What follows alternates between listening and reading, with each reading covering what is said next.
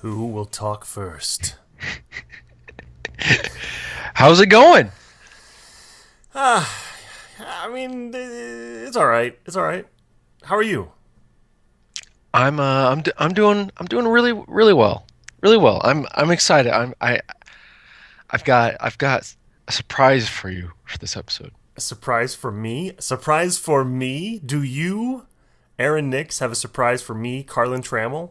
You, Carlin Trammell, have a surprise for me, Aaron Nix. I also have a surprise for you. Yes, it's Oh, I guess it's surprise each other month. oh, well, you go first. No, I insist that you go first. Okay. All right. Well, hey, hang on. Can you handle the show for by yourself for like 10 seconds? Of course I can. I don't need you anymore. All right. All right. All right. I really don't need him. I can do the show without him. In fact, it'd probably be a better show. Come over here. It'd probably be a lot better show without him. I mean, that's what all the letters that I'm getting and are saying. It's like, Dear Carlin, suggestion for the show. Stop barking at me. Get ready. Oh, wait, what's he talking about? Sit. Sit. Sit. Oh, who's he He wants to talking to? talk to you. He's calling. We're talking right now. He wants to talk to you. Come on. We talked about this. Oh, So don't you make that face at me. You get here right now. He's got You Alabama get here right dog. now. Yeah, Alabama Fine. dog's Run away. Run away. See if I care. Alabama dog's too scared to talk to me. Right, Because right. we've had a bit of an issue. We've had a bit of an issue, him and I, because I don't feel that he's devoted to this podcast, at least not as much as he should be. I think that I just explained to the listeners a little bit of the backstory about I'm back. Alabama I'm back. dog I'm and back. I was just explaining to the listeners a little bit of the backstory between Alabama dog and myself, because some of the listeners might be they're just now joining us. You know, like somebody's like, oh hey, I happen to be a fan of that movie. I'm just now joining you, and I just want to explain. Alabama dog, he's one of the co-hosts of this show, and I don't think he's that devoted to it. I think he's only using the show to further his own agenda. Listen, I'm so frustrated now. He came here to Nebraska because I live in All Nebraska. the way from You live in Alabama. Florida, and Alabama dog obviously is from Alabama, and he's Is visiting. wait, hold on. It's not that obvious, though. It's Oh, not oh, obvious that he's from Alabama. You're right. You're Is right. Indiana Jones from Indiana? So Alabama dog is visiting me, Okay. right? And I've convinced him all week. Like, hey, you gotta make it up with Carlin. You gotta reform the podcast trio. Right. And he's Because this he's show like, works better as a trio. yeah, he's like, okay, for you guys, that's fine. And then here, I start the recording. I'm gonna go get him. He's standing right over there, and I go get him, and he runs away, and he thinks I'm playing a game, and I'm like, I just can't deal with that, and the tension between you guys is too much. So, I mean, we can move on. I mean, that's Well, what do you think it's going to take to fix this? What do you think I is? don't know. I mean, you know what I think? I think we all. I'm really concerned about the level of motivation, the level of dedication that maybe all of us have to this podcast. And I just want to throw a suggestion out there. Uh-huh. Maybe all of us need to step back a bit and come up with some high level goals for ourselves and That's how what- we can be better at doing a podcast. And so I would just recommend everyone on this podcast, I'd say once a month I want 10 high level goals accomplished. I mean, I do that. I don't- You I don't- know I don't- how many I do every day. I don't feel agree to this. I mean, maybe if we have 3 meetings a day for an hour each, maybe that would help as well. What It do you might think? help our communication. It might help. Yeah. All right. So maybe on the blog, maybe on our blog, jamespod.tumblr.com or whatever Here's we a need high level goal for you. For example, I'm just going to throw this out there. Put your phone on silent when recording. That's just one high level goal idea. Sorry, I'm Look just at getting. me. I got retweeted. It's fans. It's I got fans. retweeted by somebody. I got retweeted by somebody. No, nobody retweets me. The only person that tweets me is QK. Okay. Speaking of QK, I don't. You know what? I don't need her anymore. I don't need QK. In fact, I'm not gonna. I don't need her anymore. Is she working for Alabama Dog University? No, I can do this. I work better alone. I can do this on my own. I don't need QK. Oh, yeah. Who's gonna summarize episodes? You're right. or You're right. movies? I need her. I need her. You're right. I need her. Yeah, yeah, yeah. You can't. You don't have the time for that. You're doing like 30 high level It's goals. just that I work better alone, and so I don't need her anymore. She's gone. I'm done with her. You don't hear me complaining. It's fine by me. Oh, just a second. Thank you for the peppy coffee. Yes. All right. Oh, oh you want to know what Alabama brought up for me?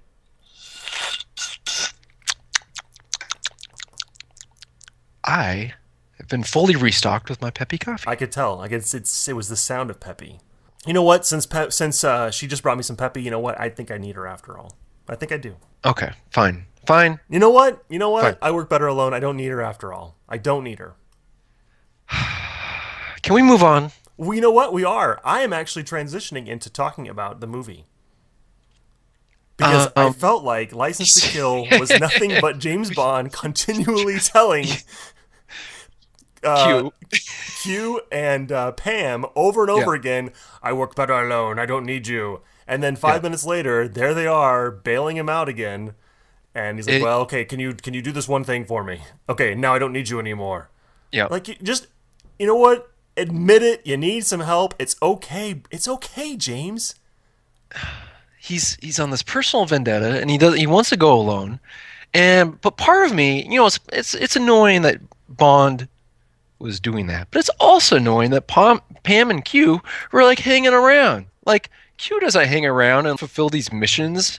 It's like what's going on? Just go home.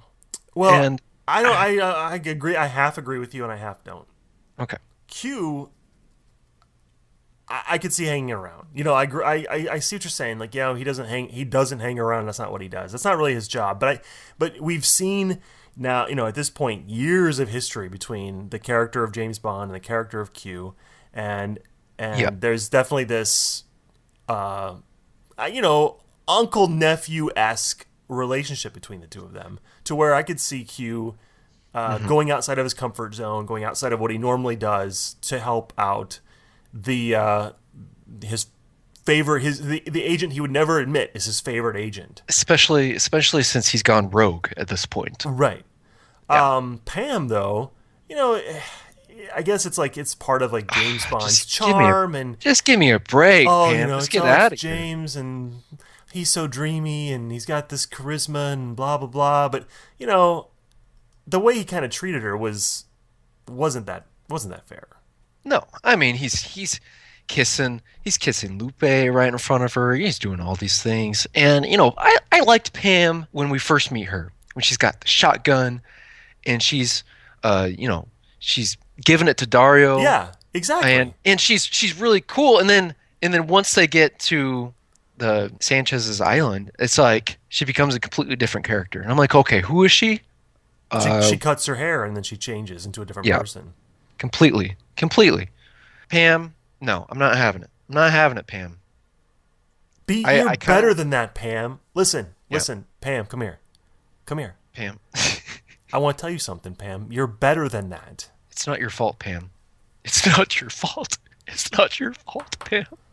But I don't. So, anyways, I don't think I need QK anymore. I can do this alone. I work better alone.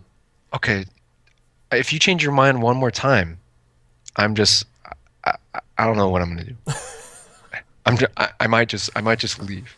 Now, here's the other thing. Here's my other observation about this movie. You have one more observation. I pretty much just have one more. I find it interesting how much the beginning of this story is like how you and I first met. Wait. Wait, which one of us got attacked by a shark? You did, obviously. Oh. It's not obvious for our listeners here, so you have to explain it a little bit. Well, there was the wedding where you're on your way to get married, and there was the last minute call to go find your arch nemesis, and you went on that little mission on the way to the wedding, and I helped you, and all that stuff. I mean, that's what I'm really referring to. Well, the big difference is that you didn't like practically make out with my wife like Bond makes out with Felix's wife. He gives her like three good 2-second kisses. That you know of. Yeah. Listen here, listen. Let's not go there right now. Let's not go there right now. Okay. Okay, so yeah, this is very reflective of our own personal relationship, and it's cute. It's cute that way. So you're saying that you're essentially James Bond. Of course. Of course I am. I'm James Bond. You are Felix. QK is Benicio del Toro's character. Sailor Sam is Sharky. Yeah, and Alabama Dog is Sanchez. Why is Alabama Dog Sanchez? You guys aren't rivals, or you weren't, not until recently. Alabama Dog is cute. Then Sailor Sam is Wayne Newton's character. I love Wayne Newton in this movie. Oh, it's hilarious. They always talk about like the different characters who deserve their own Bond spin-offs. That's come up, and I think Wayne Newton should have gotten his own spin-off. I think so. I mean, that would have been a great. I mean, he's perfect for this role. The televangelist or meditation, whatever kind of religion guy he was. I mean, he's just genuinely creepy.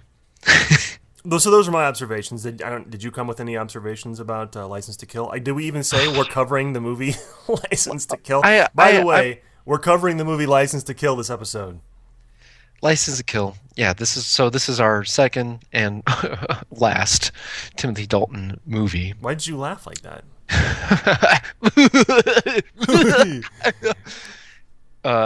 Because it's funny. It's funny because this is the last movie. I don't think it is funny. Okay. I think he deserves. I love Timothy Dalton. I think he deserved another. Yeah, he's on my dodgeball team. I think Timothy Dalton deserved another movie or two. I mean, I know he made the choice to not come back, and it's his decision. But there was a whole 6-year gap between License to Kill and GoldenEye, and if they hadn't had all the legal ramifications and blah blah blah, there certainly would have been the possibility that a third or fourth even Dalton movie could have happened. Yeah, I mean these are all hypotheticals, but it didn't, and I think it's for the best. I don't think so. I think Dalton. I thought maybe because we have covered Living Daylights. So as of this episode, we talked about Dalton's entire Bond career as you're. We're done with that, right? We're done. We're done after this episode.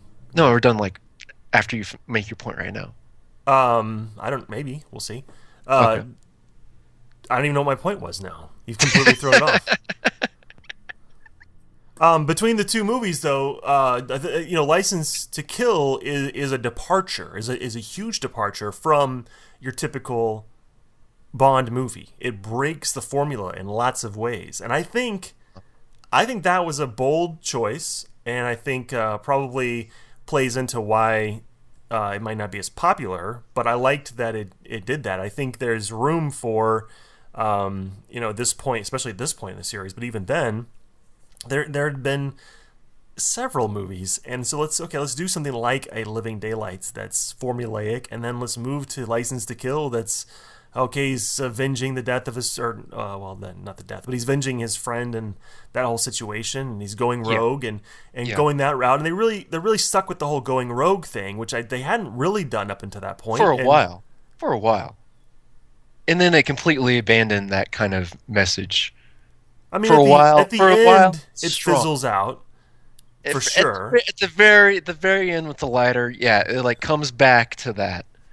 But halfway through the movie, it's we've moved on. Now it's just a completely different kind of mission. Once Bond starts going undercover, or what have you, I did like him being rogue and him being vengeful. It's personal for him. I don't mind that. I think it was a strong choice. Although he's making out with Felix's wife, and I think they should have had Felix die. I agree. Actually, him getting eaten by the sharks, and we watch him, getting terrorized, tortured, and then Bond finding him and he's alive. It's just like, what? Like, Well- really? Why would they ever leave him alive? And one, I've always had two problems with this movie, and one I've kind of gotten over as I've watched it over and over again. So the two problems are, one, I've never been a big fan of the stunt near the end where Bond is able to take the semi and drive it on one side. It just Oh my seems gosh. so Dukes of Hazzard-y. Especially since he turns it on like one side, and then the guy with the rocket launcher waits another 3 seconds before shooting. Right. It just kind of didn't flow well for me, and it just seemed like I said. I mean, I think early '80s action. You know what stunt? I didn't like. I didn't like the complete ripoff of The Dark Knight Rises. Again? Plain stunt at the beginning of the film. Once again, Bond rips off The Bond films continually rip off The Dark Knight Rises. Yeah, well, I mean, they got to get some new material here. I mean, or Christopher Nolan's got to make some new movies. Yes. Well, the other thing I didn't like, though, my other point of contention, like I said, I think I've gotten over the semi thing, and part of that's because of the special features, and they're so proud of their stunts, and so there's this whole making of that stunt, and it's like, okay, well, I appreciate that you guys put a lot of work into it, and Yeah. great job, guys, good job. But the thing that I really hate about it is at the end, Bond's on the phone with Felix, and Felix is like, "Hey, we'll see you in a couple of days, James. I'm gonna get out of the hospital soon." Like, wait, hold on. Did It's no like- one tell him his wife is dead? Like, he doesn't- Seriously. And like Bond's not like checking up on him, like, hey, is Felix alive? You know, is he survived this attack? Nobody's giving him updates about his best friend. It's just like, that I completely agree with you. So ridiculous. I mean, maybe I'm more glad that this was John Glenn's last directorial effort in the Bond franchise. I think he was too old school, too Roger Moore-esque to really take it to a new level. Whereas Dalton, I think, think you're right. He could have, like, the, what if game. He probably could have. But having John Glenn as director was not helping him at all. I will tell you one thing that stood out to me, probably more than anything else in this movie. You ready for this? I am totally ready for it. James Bond using the Laserdisc player in Felix's office. And if you're a listener of our podcast, you know that my history of Bond started with Bond on Laserdisc. So when he puts the CD or whatever in the Laserdisc player, I was like, oh man, Bond with the Laserdisc, it doesn't get any better than that. That was the highlight of the movie for me. I can see where that would stand out to you. It didn't stand out to me like I like it did with you, because I don't have that emotional history with Laserdiscs. I loved it. I love that technology. And one other thing before we move on to a segment, I just want to mention how the handprint gun and how that all comes back to Skyfall. So this is the Skyfall segment of the episode. Yes. And I like that. I like the handprint gun idea, and I'm glad they brought it back in Skyfall. So I'm just throwing that out there. Well, I assume the segment you're talking about is... No, actually, the segment I'm talking about is a segment we haven't done since episode 002. Oh, we're bringing something back. Yeah. So this is a 007 Seen It question. Woo! We should have a Seen It sound like we do for Dodgeball. We should do Seen Maybe I'll It! just... 007, Seen It! All right, I'm using that now. I'm using it. Okay. All right, so like I've stated before, if you don't remember 002, the 007 Seen It game is one of the toughest games I've ever played. It's almost impossible unless you've watched all the movies recently. But the questions are more like the card questions are a little bit easier just because they're which Bond movie does this take place in? And if you're familiar with all the Bond movies. So I'm going to ask you, Carlin, a question about, let's see here. You want me to ask you a random question or a question that has to do with the movie we've watched so far? You know what? We haven't done it so long. Why don't we do one of each? Okay. What is the make and model of the car provided by Q to Bond in The World Is Not Enough? The make and model. Well, it's a BMW then, right? He was still driving the BMWs, and The World's Not Enough. I can't deny or confirm. And I'm gonna say it was Z8. I don't remember. I don't know. Ding, ding, ding, ding, ding. You are correct. It was the BMW Z8. Are you serious? Yeah. I'm actually right. Wait, I actually guessed a random letter and number correctly? Yeah. Yes. Okay. Yes. All right. I'll ask you a random movie now. Okay. Or maybe not so random. Pedro Armendariz, who played Karim Bey in From Russia with Love, had a son who appeared in what 007 film? Wait, repeat the question? Pedro Armendariz, Uh-huh. who played Karim Bey in From Russia with Love, Okay. had a son who appeared in what 007 film? Well, I have to be completely honest with you. I have pulled up on my screen the IMDb listing for License to Kill, and so I know he played President Hector Lopez in License to Kill. Ding, ding, ding, ding, ding. I have to admit, I would not have known that otherwise. You cheater! You cheater! No, I wasn't. I didn't know. I didn't know this. Of course you didn't know IMDb knew. All right. No, I'll still give it to you. Okay. Because I also have License to Kill IMDb up on my computer Well, I just screen want to be too. ready, to reference actors' names. I just want to have it ready. I want to be Yeah. prepared. I want to come to this podcast prepared, because the last thing I want is negative reviews on iTunes or Stitcher, people complaining that they're not prepared. And that we don't talk about Bond enough. It's like they think we waste time dealing with dogs and coffee and assistants. I just understand it. Okay, so let's move on. Let's move on to one of our fan favorite segments. We've had a lot of positive feedback about our dodgeball teams. Yes. So yes, we're gonna do dodgeball now. So cue the bumper or whatever we need to do. Why don't you summarize? Oh, the bumper already played. Oh, okay. All right. Why don't you summarize your team for us, Carlin? Okay, so we'll summarize the segment for new listeners, because I assume we're getting new listeners all the time.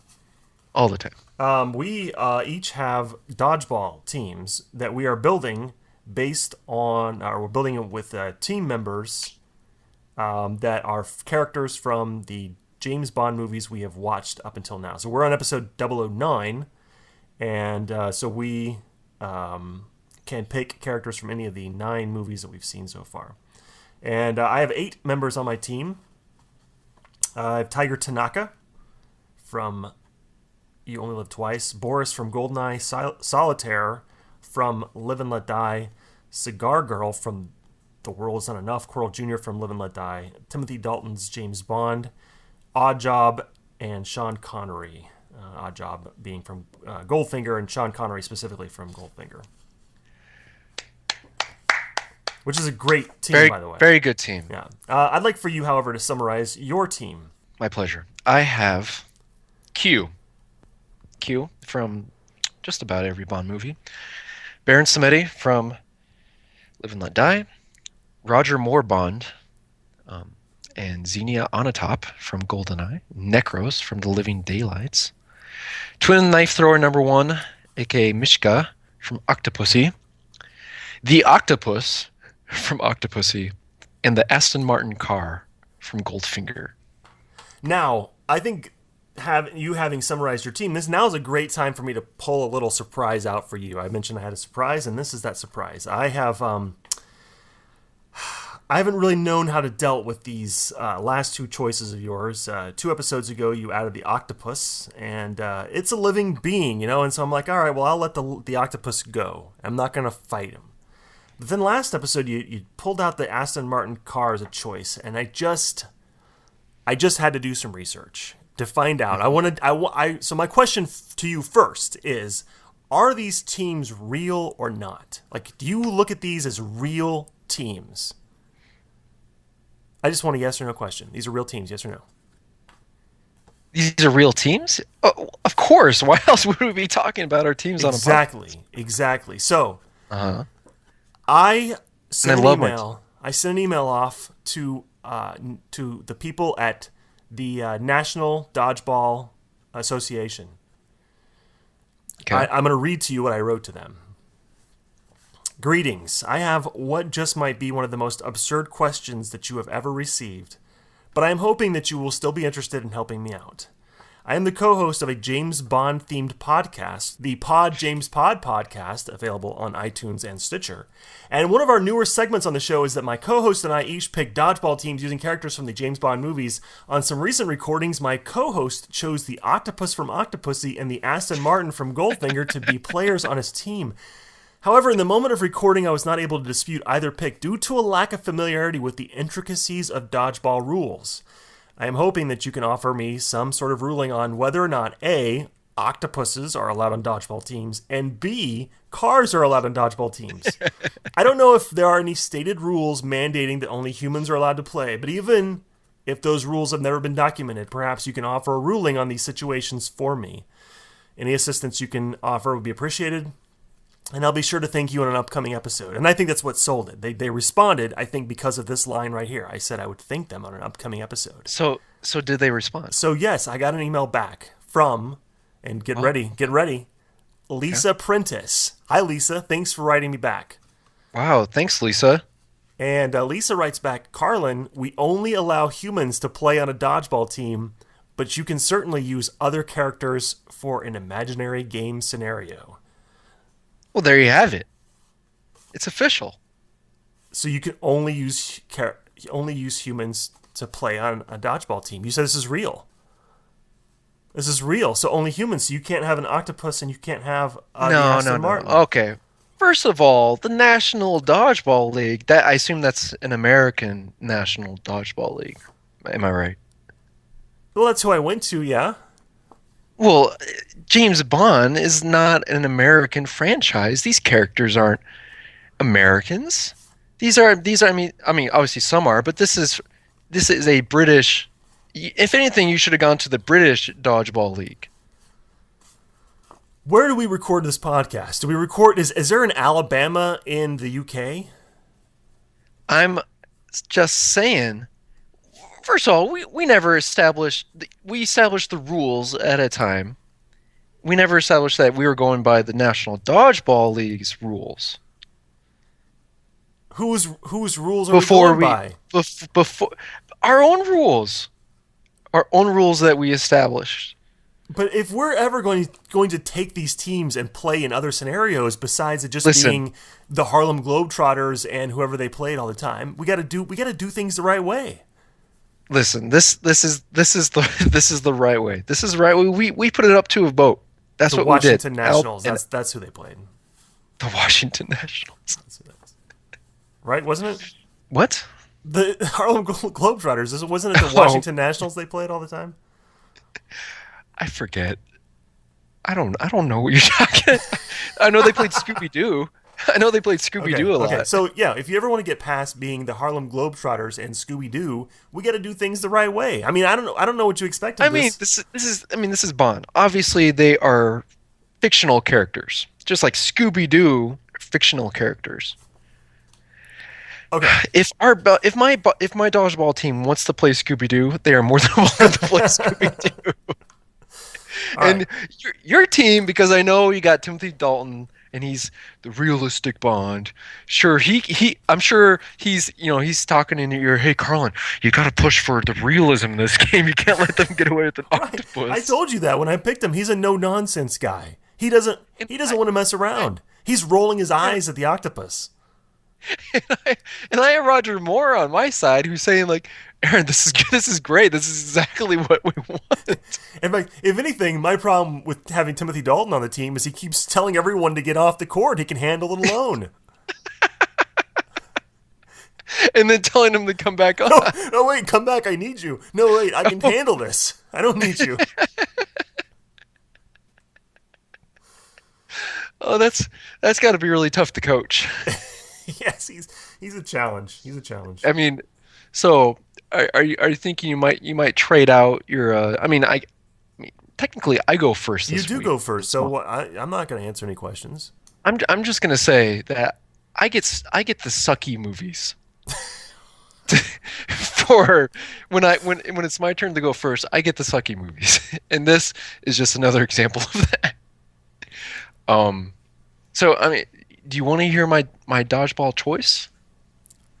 Are we ready for that, or do you want to keep debating this?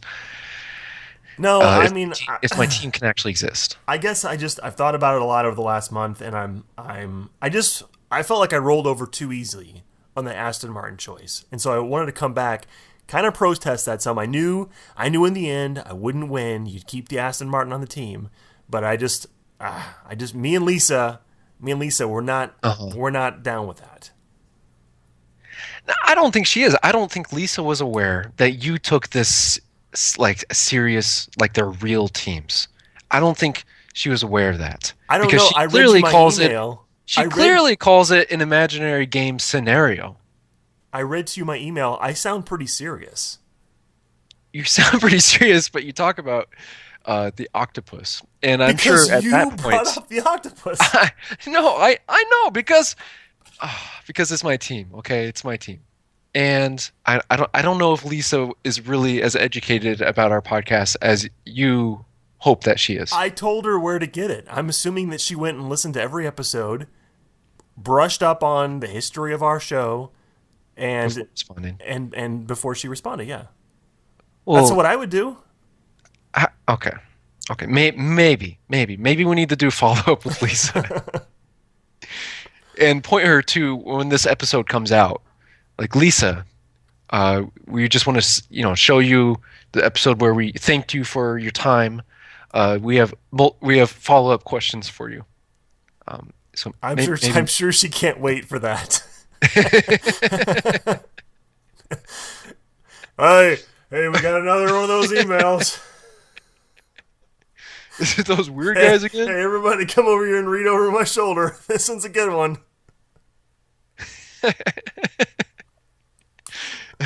All right. So with that, I'm gonna draft. I'm gonna draft my ninth team member. Okay. Like I said before, this movie's horrible. No, it's not. Not horrible. I'm saying for like dodgeball characters, for dodgeball team members. Okay. You already have Timothy Dalton. I mean, who else in this movie is even worth your time? I mean, you could have. I mean, I'm not gonna throw any names out there, but I will say, I am gonna draft my ninth choice from this movie. Uh-huh. And I'm going to pick Loti, the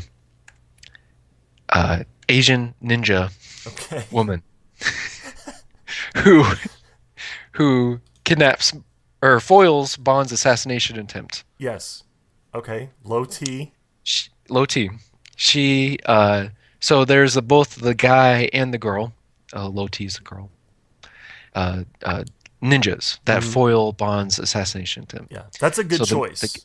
The guy, and I chose her because the guy comes at Bond first and attacks him, knocks away the gun. But Loti's the one up above, and she's doing the flips and doing the kicks. And then when they reveal who they are, the guy dies first, and she's a survivor. And she talks. She goes over to the side, and she's talking to like her leader, Quang, and he says, essentially like, don't let them take you alive. And she goes all kamikaze on all the bad guys. Yeah. And that's the type of team member I want on my team. Like if she's the only one left, all the rest of my team member, this would never happen. No, that's a great choice because Yeah. I got Timothy Dalton on my team, and you've got somebody who really threw Dalton off his game. Yeah, surprised him. Knocked him out. Yeah, And you were saying there wasn't anybody to choose from. I mean, they're right there. That's a great choice. yeah. She's about the only choice. And I disagree, but go I ahead. need to counter your ninja, your ninja Tiger Tanaka, with a ninja of my own. Okay, all right. Well, so you've chosen a new person to add. Do you have somebody to trade out? Because that's the other thing we can do. You Absolutely add and trade not. out. Absolutely not. I love my team, and I will say this before I hand it over to you. I liked Loti because she's now my third female on my team. So I have Xenia, and then I have the Octopus, who I assume is female because Octopus, he likes her females, and now I have Loti. Oh, look at you, Mr. Forward-thinking guy. Oh, hey, whoop-de-doo. Good for you. I'm just saying. I'm just saying. What do you want? A medal or something? I mean, what? I have Solitaire. I have Cigar Girl. At one point, I had Octopussy. I mean, At one point, but you had her as a leader, but then you abruptly kicked her out for Oddjob, or Right. sorry, for Sean Connery. correct. You kicked out the feminist for the chauvinist. I see how it is. Okay, so is it my turn to go? Yes, I am now done. Okay. I think you were. I mean, I think you're missing the one person, or well, I don't know if person's the right thing, but the shark. The shark is the obvious choice here. The shark is a shark, and that's who I'm choosing to add to my team. We're not playing in a water tank, Well, you have an octopus. but the octopus can survive for a while. Shark. Okay, so which shark are we talking about? The shark that ate Felix. And what's his name? The guy that turned. Yeah, that guy too. Okay. Well, I can see you having a tank to the side, and like if the shark's able to jump out, you know how you see on Shark Week and all that stuff, sharks jumping out of the water. What I really see is the shark not doing much, but we bring the shark as sort of a bench player, and your team is just like I don't want to hit any of these people out because at some point they might bring the shark in. So it's going to put a level of fear into your team that I think it's just more of a mind game. It's playing mental chess with your team. Listen, I don't think my team's gonna fear the shark. So I'm writing down on my team. I'm just writing down the shark. I don't think my team's gonna fear the shark. One, because at least my octopus has several arms capable of throwing. Your shark has some fins. I'm not sure how the shark's gonna be able to throw any balls. And I have somebody I'd like to trade out. I would like to take Coral Jr. off the team and add to my team Lisa Prentice. Because clearly, as the person who responded to me from the National Dodgeball League, I think she's Wait a sec. I think she's got to be great at dodgeball, and I'd be foolish to not offer her a spot on my team. So Lisa Prentice is Lisa, no. That's where we draw the line. I mean, you don't see me adding Superman to my team. What? How can you add Lisa, who's not in any Bond movie? It doesn't matter. It does matter. No. That's the line we're drawing right there. Lisa Prentice. I'm going to take out Coral Jr. and add her, and then I'm back to three women on my team. Lisa, no. Unless the shark is a lady shark, then I've got four. I mean that's for you to figure out. I don't know about Lisa. I don't know. We might have to ask Alabama Dog. Okay. Wait. All right. Well, you know what?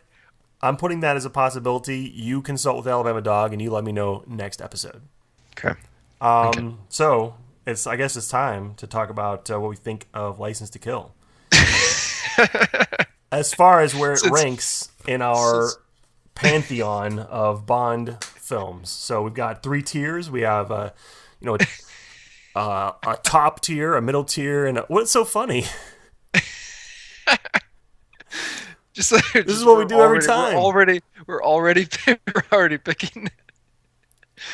I love it. I love it. Okay, License to Kill. Where does it fall? Sort of in your top tier of movies, middle tier, or bottom tier? So, last Dalton movie episode, we Living Daylights. I mentioned how I had a bad taste about Dalton movies, and that it surprised me, and I came walking away liking Dalton. Not so much in this movie. Not that Dalton's bad. I just don't think it's as good of a movie. There were some strong things about it, but there were some also kind of ridiculous things about it. One, both Bond girls make Denise Richards look like an Oscar winner. Oh, whatever. Give me a break. No way. Well, I thought you loved Denise Richards. Both Bond girls were absolutely horrible. No. Absolutely 2 of the worst Bond girls in this movie. No. That reason and Dalton having the slicked back hair throughout most of the movie made him look even more evil, more like a Nazi. Versus his disheveled look in The Living Daylights. This movie is in my bottom. Are you kidding me? Seriously. Put that big fat B next to this movie. Okay. Well, it is not in my bottom level of movies. It in fact, is one of my favorite James Bond movies. I have problems with it, but I think I have problems with every movie. You know, and we talked about this last episode. Goldfinger wound up in my top tier, and I got problems with that movie. So I maybe have mentioned a couple of things I don't like about it, but overall, I really enjoy this. I think this is a huge step up from Living Daylights. I like where the character was going. I wanted to see more. I wanted to see a third Dalton movie. I wanted to see a 4th Dalton movie. I wanted more. This movie left me wanting more. I loved this movie. It is in my top. In your top? Yes. Oh. This is one of the best James Bond movies. Top. All right. This movie does not end with a boat makeout scene. However, no, it doesn't. There is a boat makeout scene in the movie. Yes. It doesn't count. It does end with a pool makeout scene. And once again, ends with one of the worst shots. Just the stinking fish statue. So both Dalton's movies end with like the worst possible shots. Yes, I thought of you when it ended. It's just like, just stay on them. There's no reason to pan over to this ugly fish statue. Or just fade to black. I mean, it's... Yeah. It's like the camera operator's like, ooh, look at that squirrel. Yeah, pretty much. Alabama Dog's operating camera. I think he was. So this is the first movie where we have been on the opposite ends of the spectrum. Correct. There have been times where we've, like in The World Is Not Enough, you said middle, I said bottom, and Goldeneye, you said top, I said middle. The rest of the time we've agreed, except now we got a spectrum going here. And you have in your top Dr. No, Goldfinger, and License to Kill. So you now have 3 movies. You are now completely even with your top, middle, and bottom. Correct. As well, I guess I am also even. Now that License to Kill is in my bottom, so we've essentially evened each other out. We have. It had to happen. It had to happen with one of these movies. Yeah. So wow, I can't believe oh man, that's. Yeah. I think you're wrong. It's just. I see middle. There are things. You can't tell me I'm wrong. There are things about the movie that I like. I really wanted to like it again, like watching it again. I really wanted to give it another shot. And it's just I can't see how you would say The World's Not Enough is in the middle. It's Renard. It's Renard. That's right. it's Renard. Renard. How? I mean, you do. Okay. You do. The World Is Not Enough. The world is not enough ripped off the better part of The Dark Knight Rises than License to Kill. Maybe that's what did it for me. All right, well, so License to Kill, huge dispersal, whatever. Oh, that's a word we use. Sure. But next time, we'll be doing a new episode next month. What are we doing? 0010. Oh, okay. And Okay. So what movie are you picking? We'll be going back to Roger Moore. Okay. We'll be talking about his second movie, The Man with the Golden Gun. I'm excited. I am too. I think there's lots of potential for good discussion on that one. I agree. As there is every time Every time. on the James Pod podcast that you listeners have just finished listening to. Thanks for listening. Goodbye. Goodbye.